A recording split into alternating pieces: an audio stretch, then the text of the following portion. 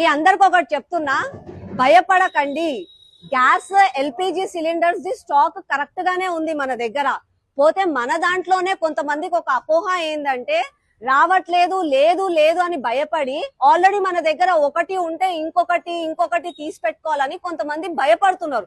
దయచేసి భయపడకండి. ఇదిగో ఇక్కడ ఒక మెసేజ్ చూడండి.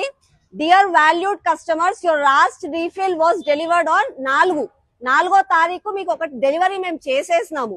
కాబట్టి మీకు ఇంకొకటి కావాలంటే మళ్ళా 30వ తారీఖు బుక్ చేసుకోండి, అప్పటి వరకు మీకు ఇవ్వము అని చెప్పి వాళ్ళు క్లారిటీగా చెప్తున్నారు.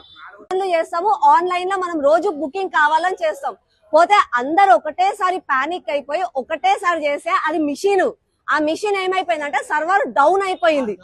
ఆ సర్వర్ డౌన్ అవ్వడం వల్ల వాళ్ళకి టైం కి కంప్లైంట్స్ రావట్లేదు, తీసుకోవట్లేదు. కానీ నేను మళ్ళా క్లారిటీగా చెప్తున్నా, దయచేసి ఎవ్వరు భయపడకండి. మన దగ్గర స్టాక్ కరెక్ట్ గానే ఉంది. మనకి ఇంటికి వంటకి సరిపోయే ఎల్పిజి గ్యాసులు మీకు కరెక్ట్ గానే వస్తాయి. దయచేసి పానిక్ కాకండి. నేను ఇప్పుడే లోపల అడిగినాను, పొద్దుటి నుంచి ఇప్పటి వరకు 80 సిలిండర్లు వాళ్ళు ఇచ్చారంట. ఎవరైతే ఆల్రెడీ బుక్ చేసుకున్నారో వాళ్ళకి డేట్ ఉంటది కదా, డెలివరీ డేట్, కొంచెం అటు ఇటు. ఇంతకుముందు ఒక రోజులో వచ్చేది, ఇప్పుడు 2-3 రోజులు డిలే అవుతుంది, కానీ వస్తది. ఇప్పుడు కూడా వాళ్ళకి స్టాక్ వచ్చింది. మీ దగ్గర టోకెన్ ఉండి మీకు కావాలి అన్న వాళ్ళందరికీ వాళ్ళు ఇస్తారు, ఏది లేదు. అండ్ ఇంకొకటి నేను మీ అందరికీ కూడా చెప్తున్నా, దయచేసి బ్లాక్ లల్లా ఎవరు సిలిండర్లు కొనకండి.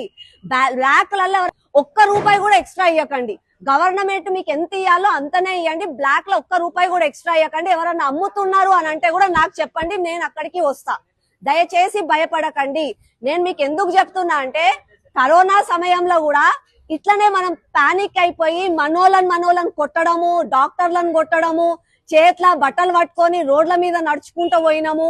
ఇప్పుడు అందరం మంచిగానే ఉన్నాం కదా, హ్యాపీగా. కొన్ని రోజులు ఓపిక పట్టండి.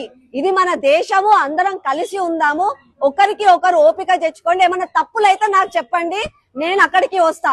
నా ఫోన్ నంబర్ వచ్చేసి 9705540066. బ్లాక్ లా ఎవరు అమ్మినా సరే నాకు చెప్పండి, నేను వచ్చి మాట్లాడతా. దయచేసి పానిక్ కాకండి.